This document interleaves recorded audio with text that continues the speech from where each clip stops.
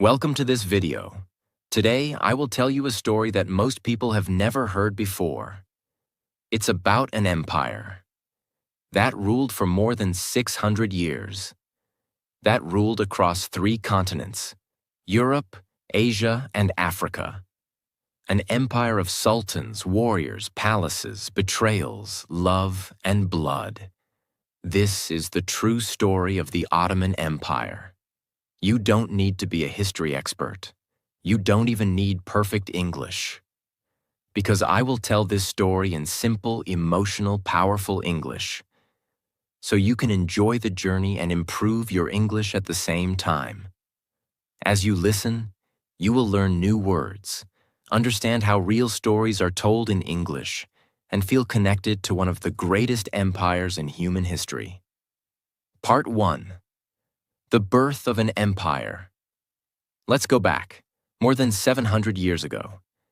The year is 1299. The place is Anatolia. Today, we call it Turkey. It was not a country back then. It was broken, full of small tribes, small rulers, and war everywhere. The world was not safe. People were afraid. Cities were burning. The Byzantine Empire was falling apart. The powerful Seljuk Empire had already collapsed. And from the east, the Mongols had attacked and destroyed everything in their path. There was no peace, no strong leader, no one to protect the people. But from this chaos, a small tribe stood up. A tribe with no big army, no gold, no power, just a leader and a dream. That leader's name was Osman. He was not a king. He was not rich. He was just a man with a small group of warriors and a big dream to build a land for his people where they could be safe, proud, and strong. Who was Osman? Osman was born around 1258. His father's name was Ertuğrul, a respected tribal leader. Ertuğrul had taught his son honor, courage, and faith.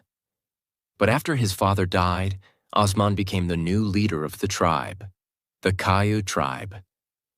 At that time, the tribe lived near the borders of the Byzantine Empire, the old Christian empire that once ruled a large part of the world. But now, the Byzantines were weak and broken. Osman saw an opportunity. He believed it was time for a new empire to rise, one that followed Islam, protected the weak, united the Turkish tribes, and fought for justice. How the empire started. Osman started attacking small Byzantine forts, one by one.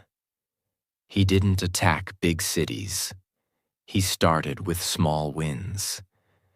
Every time he won, more people joined him. Warriors, farmers, believers. They followed him not for gold, but for purpose. They believed Osman was chosen by God to lead a new era. He didn't call himself a king. He called himself Bey, a leader of the people. But soon the world started to notice. The small tribe of Osman became strong. Other tribes joined him. And in 1299, Osman made the most powerful decision of his life. He declared independence. He said, "We are not under the Seljuks. We are not under the Mongols. We are the Ottoman state, and this is our land."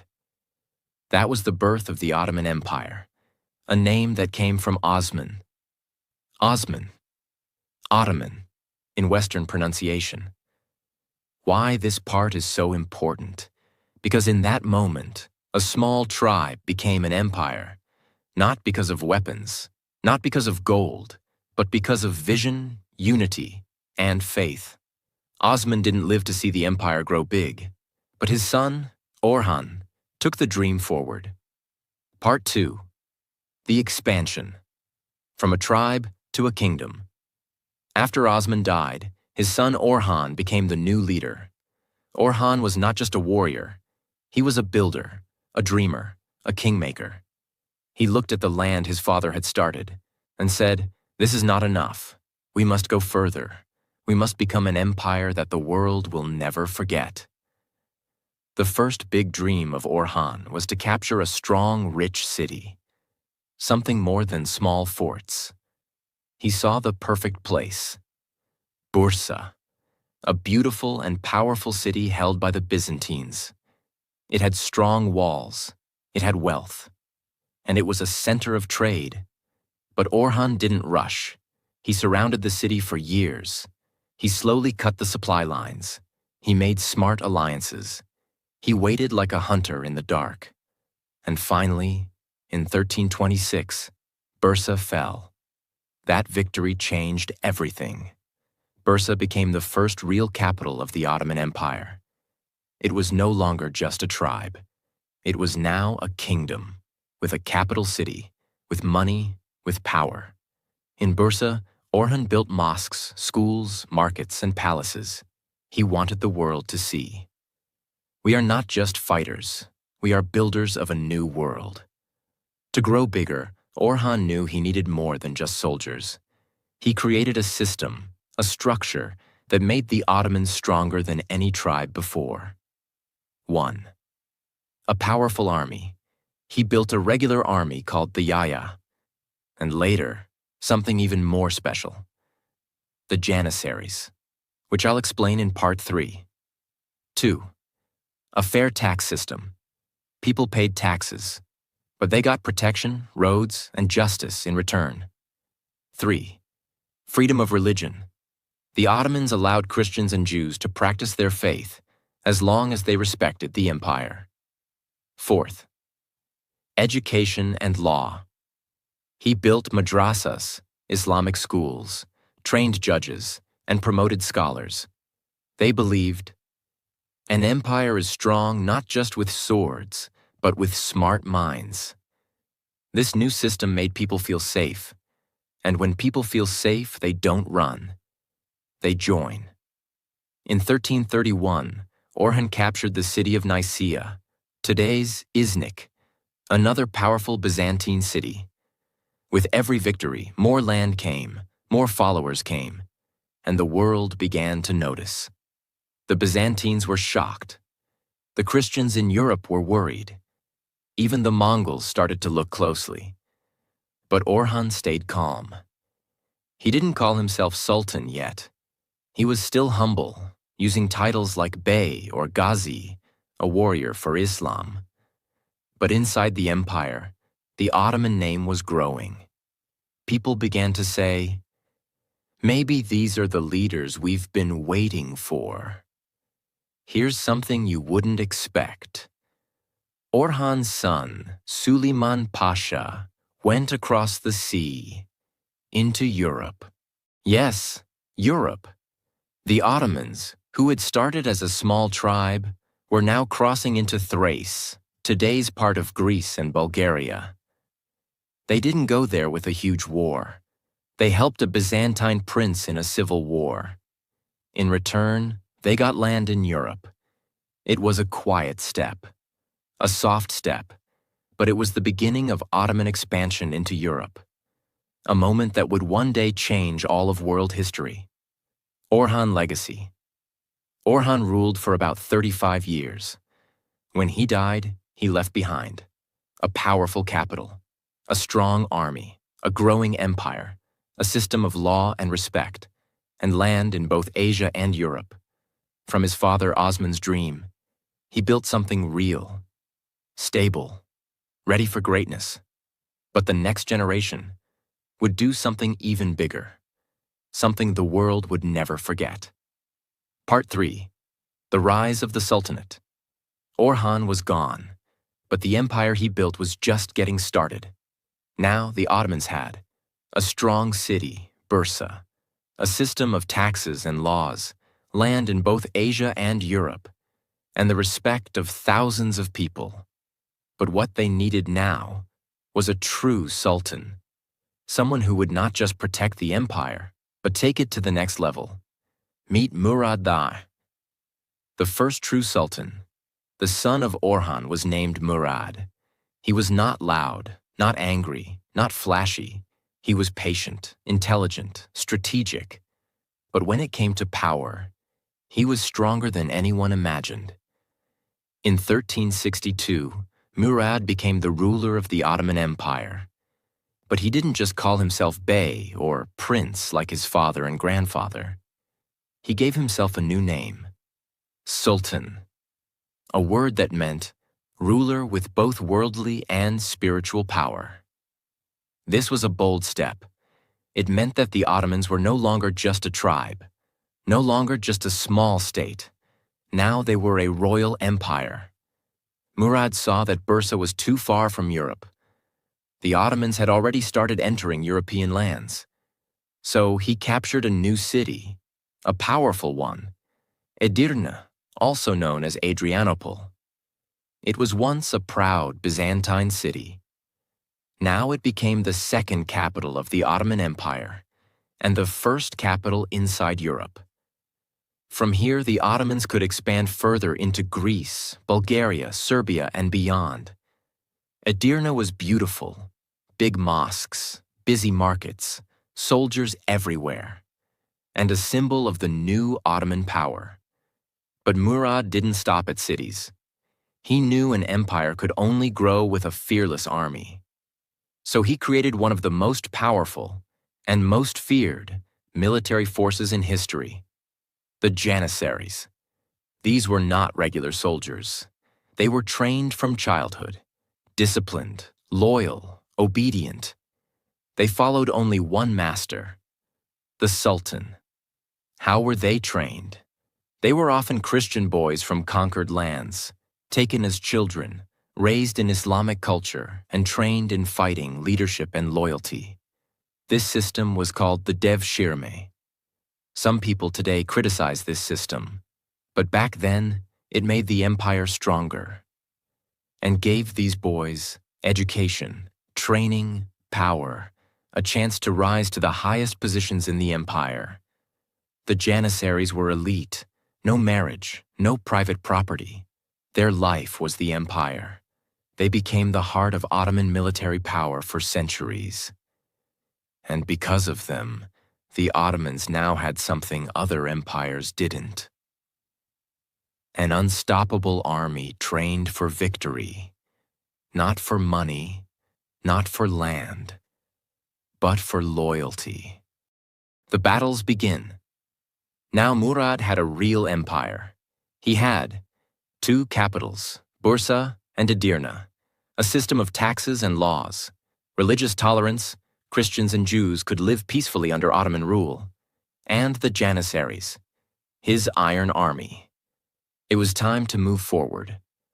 Murad looked at the map and saw an opportunity. The Balkan region, Greece, Bulgaria, Serbia, Albania, was weak and divided. Different kings, small armies, too much fighting among themselves. Murad moved quickly. He captured Plovdiv, Sofia, Nice, and many other cities, one after another. People were shocked. "Who are these Turks?" they asked. "How are they taking over everything?" But the answer was simple: discipline, unity, purpose. The Europeans tried to resist. They formed alliances. They asked for help from Hungary, Venice, even the Pope in Rome. But Murad's army was too fast, too smart, too strong. In 1389, a major event changed history: the Battle of Kosovo. On one side, the Ottoman Empire, led by Murad. On the other side, a large Christian army led by Prince Lazar of Serbia. It was a bloody and violent war. Thousands died. The ground was red. No one knew who would win. But in the end, the Ottomans won. They destroyed the Serbian army and became the new power in the Balkans. But victory came at a cost. During the battle, Murad was killed, possibly by an enemy pretending to surrender. It was a moment of shock. But Murad's son was ready. After Murad's death, his son Bayezid took power. He was fast, furious, brilliant in battle. His nickname was Yildirim, which means the lightning. Why? Because his attacks were fast, powerful, and unexpected. Bayezid continued his father's work. He expanded the empire deep into Europe. He fought against Hungary, Bulgaria, and even threatened Constantinople, the heart of the Byzantine Empire. The world began to whisper, maybe the Ottomans are unstoppable. Bayezid expanded the Ottoman Empire faster than any sultan before him. He defeated Christian kingdoms, crushed local rebellions, and even surrounded Constantinople, the ancient city of the Byzantine Empire. The world was starting to believe. Maybe the Ottomans really will take over the whole world. But just as Bayezid was preparing for his greatest victory, a monster was coming from the east, a man whose name made even kings tremble, a man whose armies moved like a storm. His name was Timur, also known as Tamerlane. Timur was not an ordinary conqueror. He came from Central Asia, from the same lands where Genghis Khan's blood still echoed. He claimed to be Genghis Khan's spiritual successor. He was not a sultan, not a caliph, not a king. He was a warlord, a destroyer, a shadow of fire. His army was powerful, fast, and extremely brutal. He had already crushed Persia, destroyed Baghdad, broken kingdoms in India, and burned cities to ashes. Now, Timur's eyes turned toward Anatolia, the heartland of the Ottomans. Why did Timur attack Bayezid? It wasn't just about land. It wasn't just about power. It was about ego. Bayezid had called himself Sultan of Rum, the Sultan of Rome, a title that Timur believed belonged to him. Also, both leaders were proud, ambitious, and unwilling to bow. Timur sent a message to Bayezid demanding respect. Bayezid replied with insults. Their letters were like fire and thunder. They didn't just disagree, they hated each other. And so, war was coming. The two greatest Muslim powers of the time, Bayezid with his powerful Ottoman army, Timur with his brutal, massive Mongol Turkic force. They met near the city of Ankara in the year 1402. It was summer, hot, dusty. The air was thick with fear. Bayezid's army was confident. He had won many battles before, but Timur had a secret weapon, strategy. He used spies. He spread rumors to turn Bayezid's allies against him. He even freed Turkish princes who hated Bayezid and made them fight against their own sultan. When the battle began, it was chaos. Some of Bayezid's troops betrayed him and joined Timur during the fight. His lines broke. His army panicked. The proud sultan tried to fight, but it was too late. Bayezid was captured, and that moment broke the empire. Imagine it. The man who ruled the greatest Islamic empire, now a prisoner in a foreign tent, in chains. It is said that Timur kept Bayezid in a cage. Some say he treated him like a dog. Others say Timur allowed him to live with his wives, but in deep shame. The truth is debated, but one thing is clear. The empire that rose like lightning had now fallen into darkness. Bayezid died in captivity in 1403. Some say it was suicide, others say it was grief. But what mattered more was what happened next. Bayezid had many sons, but he never chose a clear heir. So after his death, his sons began to fight each other for the throne. This period, from 1403 to 1413, is called the Ottoman Interregnum. It means time between kings. It was a civil war, a brother against brother, each one claiming to be the rightful sultan.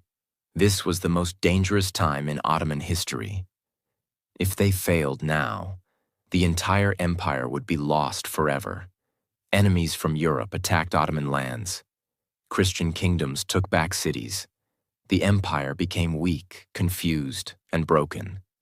But after 10 years of chaos, one brother rose above the rest. The son who finally took control was Mehmet I, the son of Bayezid. He was not just a fighter, he was a healer. He brought the empire back together. He defeated his brothers, stopped European invasions, rebuilt broken cities, reorganized the army, restored the government. Mehmet then was not a conqueror like his father, but he was something more important, a saver of the empire. Without him, there would be no Ottoman Empire today. He ruled from 1413 to 1421 and died peacefully, leaving the empire stable again. But the world didn't know. The real storm was still coming. Part 4. The Conquest of Constantinople. After Mehmet the Rebuilder died, the Ottoman Empire was alive again. But it was not yet complete. It was strong, it was respected, it ruled many cities. But one city still stood like a challenge, a city of ancient power, a city of dreams, a city that had survived attacks for more than 1,000 years. That city was Constantinople. Constantinople was the capital of the Byzantine Empire. It was one of the most famous cities in world history, built by Emperor Constantine in the year 330 AD. For over 1,000 years it was the center of the Christian Orthodox Church, the capital of the Eastern Roman Empire, a symbol of power, faith, and tradition. It had the strongest walls in the world, a deep moat, giant towers, and it was surrounded by water on 3 sides. Many empires had tried to conquer it. All had failed. And so, to take this city was not just about war. It was about making history. After Mehmet the died, his son Murad II ruled for some time. He fought many battles and kept the empire stable. But the real fire came from Murad's son, Mehmed II. Mehmed was only 12 years old when he first became sultan. Too young, too inexperienced. So after a few years, his father returned to rule again. But when Murad died in 1451, Mehmed became sultan again, now 19 years old. He was no longer a child. He was focused, educated, strategic, and obsessed with one dream: to conquer Constantinople. Mehmed's advisors said, "It's impossible. Too many armies have failed. We will lose everything." Even Europe laughed. A 19-year-old boy against a 1,000-year-old city? But Mehmed didn't care. He had been studying the city since he was a child. He knew its weaknesses. He believed it was his destiny. He said, "Either I will conquer Constantinople, or Constantinople will conquer me." Mehmed didn't just attack blindly. He began a plan that shocked the world. Built the biggest cannon the world had ever seen. It was designed by a Hungarian engineer named Urban. The cannon was so large it could only fire once every few hours, but it could break even the strongest walls. Built a fortress on the Bosphorus, called Rumeli Hisarı. It stopped all ships from bringing help to Constantinople. It was a signal to the Byzantines. We are coming. Collected an army of over 80,000 men, janissaries, cavalry, engineers, and builders.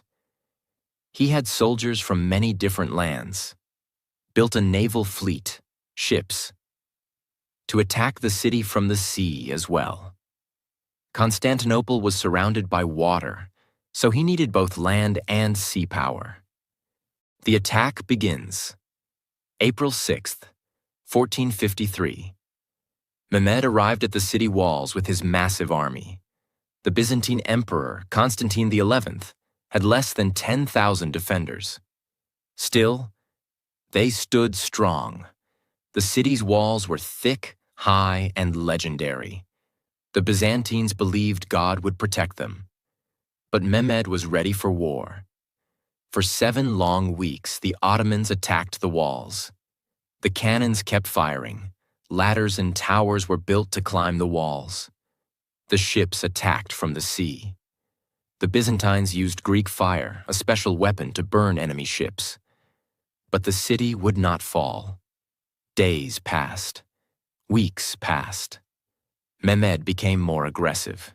He carried ships across land using logs and ropes to surprise the enemy from another side. Even his enemies said, "No one has ever done this before." But the walls still stood. Until finally, May 29th, 1453, before dawn, Mehmed gave one final order. "We attack, all forces, all sides, now." The soldiers moved like thunder. The cannons broke part of the wall. The Janissaries stormed in, screams, blood, smoke. After 53 days of non-stop fighting, the great city fell. The Byzantine Emperor Constantine XI died fighting, like a warrior king. But the city was taken. When Constantinople fell, the world gasped. The city that had survived for over 1,100 years was now in the hands of a 21-year-old Muslim ruler. Mehmed II walked into the city with tears in his eyes. He went straight to the Hagia Sophia, the greatest church in the city. He stood in silence. Then he ordered it to be protected. He didn't destroy the churches. He didn't kill civilians. He declared, "From today, this city is ours, and it shall be called Istanbul." The people of the city were shocked. Many had feared the Ottomans, but Mehmed brought order. He gave protection to Christians and Jews, freedom of worship, new homes to those who had lost everything. He built mosques, libraries, schools, hospitals, palaces. He invited scholars, architects, and poets. He wanted Istanbul to be the center of the world. Under his rule, the empire became a cultural, political, and military superpower. The West was shocked, the East was amazed, and the Muslim world celebrated. The Ottoman Empire had now become one of the most powerful empires in history. After Mehmed II, many great sultans would come. Suleiman the Magnificent, the lawgiver. Selim the Grim, who took Egypt. Ahmed I, who built the famous Blue Mosque. But it was Mehmed who changed everything. His victory ended the Byzantine Empire forever. It marked the end of the Middle Ages and the start of a new world. The legacy of the Ottoman Empire. It lasted for more than 600 years. It ruled parts of Europe, Asia, and Africa. It gave the world art, science, architecture, and powerful leaders. And it showed us that even a small tribe, with faith, vision, and unity, can change the course of history. Maybe you never knew this story before. Maybe this is your first time hearing about the Ottomans. But now you know. They were more than warriors. They were builders, dreamers, and leaders. They were not perfect, but they were powerful. And like the rise of their empire, you too can rise. Even if your life feels like a small tribe now, with discipline, faith, and courage, you can build your own empire. This wasn't just about kings or battles. It was about vision, faith, and never giving up. The Ottoman Empire teaches us something important. You don't need to be powerful to begin. But if you begin with purpose, with belief, you can become powerful. Just like Osman had a dream, just like Mehmed had a mission. You too have something inside you. Maybe today you feel small. Maybe you think your English isn't strong. Maybe you think the world has forgotten you. But never forget this. Empires rise from nothing. So can you. You didn't just watch a video today. You walked through history. You learned real English. You grew stronger. And that's something to be proud of. So now, hold your head high, speak with courage, and keep going forward. Because your story is not over. In fact, it's just beginning. Thank you for being here with me. Thank you for learning with me. And thank you for never giving up. If this story touched your heart, please subscribe, like, and share it with the world. Because stories like this deserve to be remembered. And people like you deserve to rise. Goodbye, my friend. Until we meet again in the next story. Take care, keep learning, and never stop believing. Your empire is waiting.